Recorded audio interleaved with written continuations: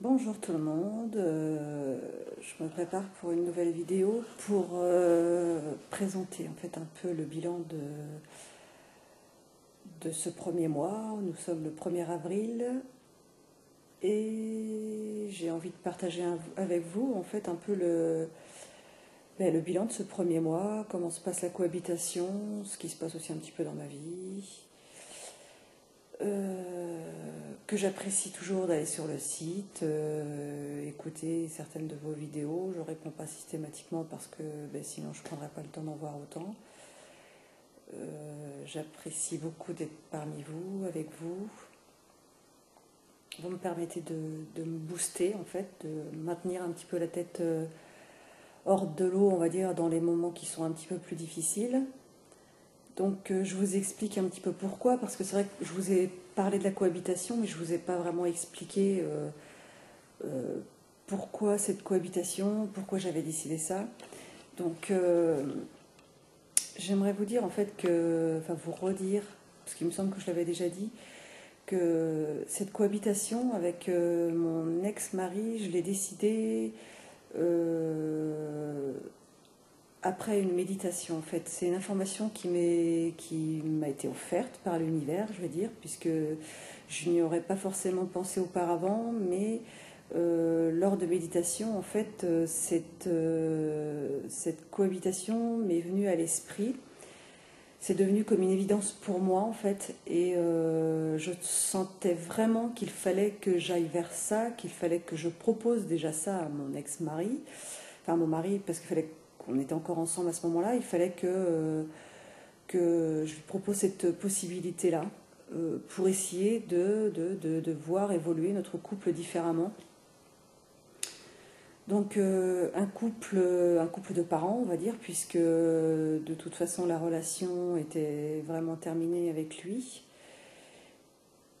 Et que dire, cette cohabitation, elle est possible avec cette personne-là, elle n'aurait peut-être pas été possible avec quelqu'un d'autre. Je peux me le permettre parce que on se connaît, lui me connaît, moi je le connais. Il connaît mon évolution un peu spirituelle, enfin le chemin vers lequel j'ai envie d'aller, dans l'ouverture du cœur, qui peut paraître un peu insensé ou loufoque à certains. Mais donc parce qu'en fait, mon mari lui n'était pas du tout sur la même, enfin n'était pas complètement sur la même longueur d'onde. Pour certaines choses oui, mais pour d'autres, ça avait plus trop de sens pour lui. Donc voilà, je dirais que cette cohabitation, donc d'abord c'est possible avec lui, avec cette personne-là, parce que c'est quelqu'un qui arrive à être dans l'instant présent, qui arrive à ne pas être dans sa tête, ou voilà, maintenant il est comme tout le monde, on n'a pas la même conscience sur les choses on ne réagit pas toujours de la même façon face à certaines situations. Quand on est dans l'ouverture du cœur, il y a des moments où on sait qu'il faut se recentrer dans son cœur. Des remarques qui vont être faites qui auparavant, il y a quelques années ou à d'autres moments, auraient pu me blesser, où j'aurais essayé de défendre ma cause, défendre qui j'étais, parce que mon ego me disait non mais tu peux pas laisser dire ça sur toi, vas-y, exprime-toi, essaye d'affirmer ce que tu as envie d'affirmer. Et bien à l'heure d'aujourd'hui, je me rends compte que mon ego, je le laisse de plus en plus de côté et que pour la cohabitation, c'est vraiment vraiment très important. Je pense que pour vraiment me réaliser dans cette cohabitation, il faut que je prenne conscience que il faut que je fasse taire mon ego, il faut que je fasse taire le mental. Et Dieu sait que le mental peut revenir au grand galop, on va dire. C'est pas toujours facile. Il y a des moments où je sais très bien le faire, où je suis dans le cœur, où j'essaie de me poser les bonnes questions. Parfois j'ai des doutes. J'ai des doutes où je sens parfois que je pourrais aller vers un conflit avec le papa de mes enfants parce qu'il fait des choses qui m'agacent ou Et je me rends compte en fait que dès que je me recentre dans mon cœur, c'est des choses qui coulent au travers de moi et je me dis mais ça n'a pas d'importance, ça ne changera rien à qui tu es. Je dirais aussi que donc j'essaie de faire très attention à l'ego, à cette résistance que je peux avoir parfois. J'essaie de ne pas rentrer dans des discours avec certaines personnes qui essaieraient parfois, dans mon entourage, je sais, des gens qui essayent d'en savoir un peu plus, pourquoi on se sépare, quelle est réellement la raison, est-ce qu'il y a eu quelque chose auparavant qui a fait qu'on en arrive là. Donc je dirais qu'à la limite, peu importe, c'est notre histoire à nous deux. Et j'essaie de ne pas rentrer dans des discours où je vais alimenter des choses que les gens ont besoin de savoir en fait, qui je sais en plus malgré tout, ce qu'on dit à une personne va être répété à une autre personne pas complètement de la même façon. Donc j'essaie de me centrer vraiment sur la cohabitation, sur les raisons de notre cohabitation, qu'on soit heureux. Alors si j'insiste sur le fait qu'on soit heureux, c'est justement parce que je veux bien faire comprendre que notre intérêt, notre objectif, il est quand même celui de nos enfants. On peut être heureux parce que c'est lui, parce que c'est moi. Je n'essaie pas de dire que c'est quelque chose que tout le monde peut faire, parce que ce serait pas vrai de toute façon. Chacun a son histoire personnelle, avec, on va dire, avec les dégâts qui sont déjà provoqués. Enfin, parfois dans la séparation, il y a des dégâts qui sont là et qui font qu'on a beaucoup de mal à revenir en arrière ou à se recentrer dans les choses essentielles et puis à revenir dans son cœur. Donc on peut plus vraiment changer les choses. Le cours des choses, on va dire, comment ça se passe dans le couple ou dans le couple qui est déjà déchiré. Maintenant, notre objectif, il est d'essayer d'être heureux. Pour être heureux, je me suis aperçue, moi, que pour être heureuse, il fallait déjà que j'essaie de sentir le bonheur à l'intérieur. Et j'ai appris, là déjà en un mois, où j'essaie de réfléchir un peu plus à ça, parce qu'on va dire que la cohabitation a vraiment été révélée il y a 2 mois à peu près. Donc c'est quelque chose que j'expérimente plus facilement parce que je suis ouverte aux autres, enfin le regard sur les autres aussi est différent.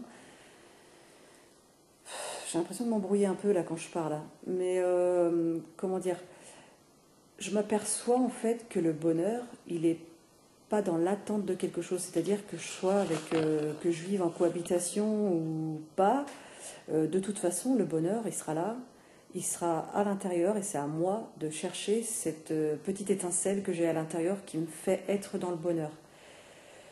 Oui, on a eu des conflits suite à ça, on a eu des conflits avant de mettre vraiment en place la cohabitation et aujourd'hui je pense qu'on aura encore parfois des conflits, mais quand je réfléchis aux conflits qu'on a eus, ce sont des conflits qui ont été générés complètement par l'ego et par la résistance à l'ego. C'est-à-dire vouloir à tout prix avoir raison, et puis alors qu'au final on se rend compte qu'on peut très bien avoir raison l'un et l'autre, mais voilà, c'est que chacun veut défendre son beefsteak, on va dire, hein, donc, et ça pour moi c'est être dans l'ego quoi en fait. Donc oui, dans les moments de dispute, je me sens triste, vexée, atteinte, blessée dans mon ego,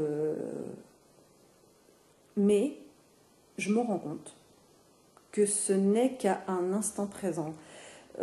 J'arrive à faire que ces conflits, ces disputes soient à un moment donné, je dis ce que j'ai à dire sur le moment, même si c'est pas toujours dit correctement, mais il y a un moment où je reviens complètement dans mon cœur et on arrive, lui aussi je me rends compte qu'il arrive aussi à le faire, c'est qu'on arrive à recommuniquer assez rapidement après. On reste pas à bougonner chacun de notre côté, on passe tout de suite à autre chose, même si on s'est dit des choses qui ne nous ont pas fait plaisir ni à l'un ni à l'autre. On en revient aux choses essentielles. Parce qu'on sait tous les deux que si on continuait à se faire la tête, à se faire la tronche, on n'avancerait à rien et que la cohabitation serait de plus en plus difficile. Donc voilà, et je m'aperçois que finalement le bonheur, il est vraiment à l'intérieur de nous. Je suis quelqu'un d'assez jovial, j'aime la vie, j'aime l'amour, j'aime vivre. Voilà, donc, et j'aime donner, j'aime recevoir. Je pense être quelqu'un dans le partage. Donc, je pense que là, même si j'ai des épreuves, même si j'ai des choses difficiles qui passent sur mon chemin, j'arrive à relever la tête et à me dire allez, reste pas sur ce petit échec. Même s'il y a eu une ou deux fois où j'ai tapé du pied et j'ai dit mais non, la cohabitation c'est pas possible, c'est pas comme ça, je veux être heureuse. Ben oui, forcément, quand on se prenait la tête, j'étais pas heureuse, quoi. Mais une fois le conflit passé, je vaquais à mes occupations, mes plaisirs avec mes enfants, ma vie au travail, ma vie à l'extérieur, et puis je me rends compte que je suis heureuse, quoi. Je sens vraiment que je vis dans l'abondance. De plus en plus, j'arrive à être qui je veux. Cette séparation m'a permis d'être de plus en plus qui je voulais. Même si pourtant mon mari me laissait être ce que je voulais, qui je voulais être, je me rends compte que je me mettais des barrières moi-même. C'est pas lui qui m'empêchait de faire les choses, c'est moi qui m'empêchais de faire certaines choses. Par exemple, aussi dans ma vie professionnelle, comme je voudrais évoluer vers les soins énergétiques par la suite, enfin, professionnellement, j'ai des choses, je vous en parlerai à un autre moment. Je m'aperçois que c'est le fait d'être indépendante maintenant, donc on est dans la cohabitation, mais je suis indépendante financièrement, je me rends compte que je peux faire ce que je veux, je peux prendre des risques dans ma vie financièrement, et ben, ça n'engagera que moi. J'ai l'impression que quelque part, le courage que j'ai eu pour aller vers cette séparation, j'aurais pu continuer à vivre comme ça, à côté de lui, comme ça. Sauf que l'amour, c'est pas ça, l'amour pour moi. Donc, j'aime l'amour aussi, et j'ai envie de vivre l'amour aussi. Et l'amour, c'était pas ce que je vivais pour finir avec mon mari, même si ça a pu être formidable à un autre moment. Donc je me rends compte que cette indépendance financière va me permettre d'avancer vers quelque chose que je souhaite réellement. Donc, toutes les petites choses que je vois, qui arrivent pour moi, qui me permettent d'être dans l'abondance, de me rendre compte que j'ose faire des choses et que j'ai en retour, ça me donne envie de continuer sur cette voie-là. Je sens que je suis sur la bonne voie. Cette cohabitation, on a décidé de la vivre. On ne savait pas exactement pourquoi. Pourquoi moi, cette information m'a été envoyée et que j'ai décidé de partir là-dessus, de tenter ça. Je sais que de plus en plus, que j'ai quelque chose à faire de cette cohabitation. Je pense que ça va me permettre de me réaliser encore plus. Tout comme en regardant le défi des 100 jours, en se lançant des défis, on arrive à avancer vers nos objectifs et à faire des choses qu'on pensait impossibles, et bien on arrive à les faire, et bien partir, et avoir écouté l'univers et puis ces petits détails dans ma vie, à dire allez vas-y fonce, essaye de la cohabitation, et bien ça me permet d'être de plus en plus dans mon cœur, de me recentrer, de laisser tomber les futilités qui parfois entraînent des disputes. J'essaie et j'arrive à me maîtriser de plus en plus, j'arrive à m'écouter, à me dire tiens par exemple je sais pas, un petit truc qui me dérange, il passe du temps au téléphone, enfin c'est un exemple hein, mais voilà, là j'écoute mon corps et je me dis qu'est-ce que je ressens là. En fait non, je suis pas jalouse, j'ai pas l'impression de perdre quelqu'un, je me dis que c'est normal, enfin sa vie est faite, nos chemins doivent de toute façon diverger maintenant, donc chacun sa vie.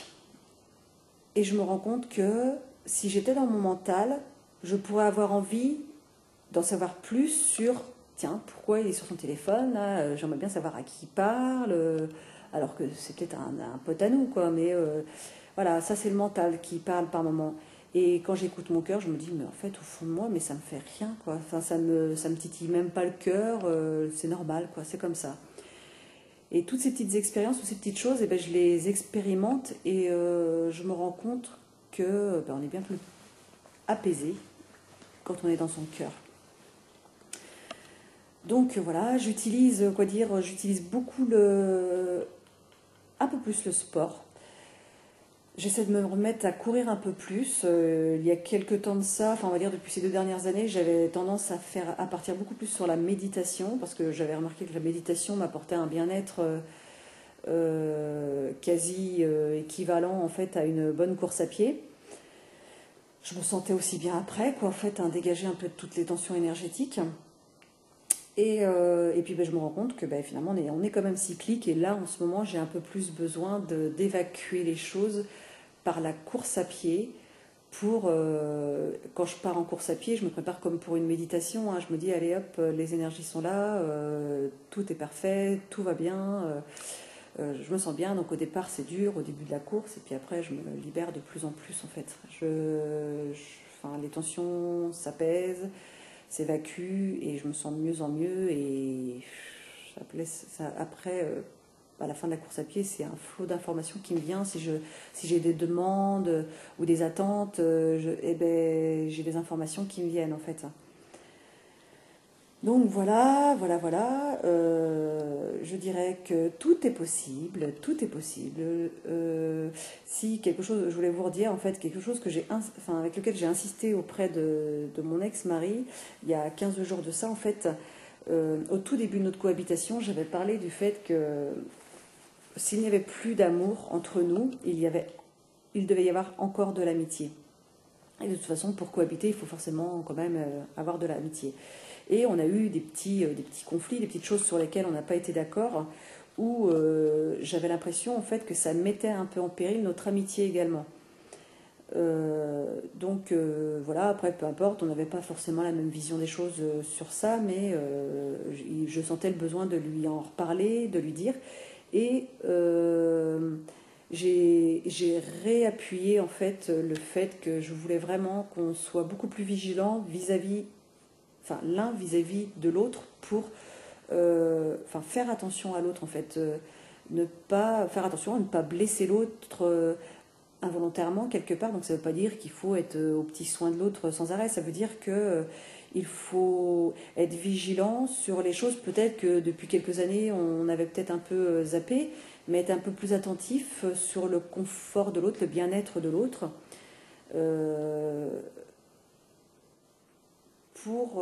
et pour justement pour être dans l'amitié, dans le partage. Dans l'amitié, c'est être dans le partage et prêter attention à l'autre, aimer l'autre. Donc pour moi, on doit encore s'aimer pour faire de la cohabitation. Enfin, dans notre situation à nous, après, voilà, donc j'avais réinsisté sur ce petit point. Donc voilà, je pense qu'il y aura encore il y aura probablement d'autres mises au point. J'ai beaucoup d'espoir en fait avec cette cohabitation parce que je sens de plus en plus que je suis censée apprendre quelque chose de cette cohabitation. On ne sait pas où ça va nous mener en fait, hein, cette cohabitation. Est-ce que déjà je me dis que de toute façon, même si on doit se séparer physiquement à un moment ou à un autre, il y a une chose dont je suis convaincue, c'est qu'on se séparera beaucoup plus paisiblement parce qu'on n'aura pas cette déchirure en fait du côté amoureux de l'un de l'autre en fait. Donc voilà, pour moi, bon, il n'y a plus d'amour, mais il y a toujours de l'amitié. Donc j'essaie d'insister un peu sur ce point-là et de rester un petit peu vigilante là-dessus. Donc on n'est pas toujours au point, on est humain et que voilà, quand on retombe dans son ego, c'est pas toujours facile. J'y travaille. Voilà, mes petites vidéos aussi, c'est pour essayer de me conforter, et puis enfin vous le faites tous aussi, c'est de me dire allez, vas-y, continue sur cette voie-là. Je vais essayer de ne pas faire une vidéo trop longue, donc je vais vous laisser. J'espère que j'ai rien oublié. Je pense que j'ai dit déjà pas mal de choses. Voilà, un mois avec vous, c'est du plaisir. Donc même si je passe pas trop de temps non plus sur l'ordinateur, je peux pas me permettre d'être tout le temps dessus. ça prend du temps hein, quand on est face à son ordi. Voilà, donc je vous embrasse beaucoup, je pense bien à vous, je vous encourage tous sur vos défis à vous.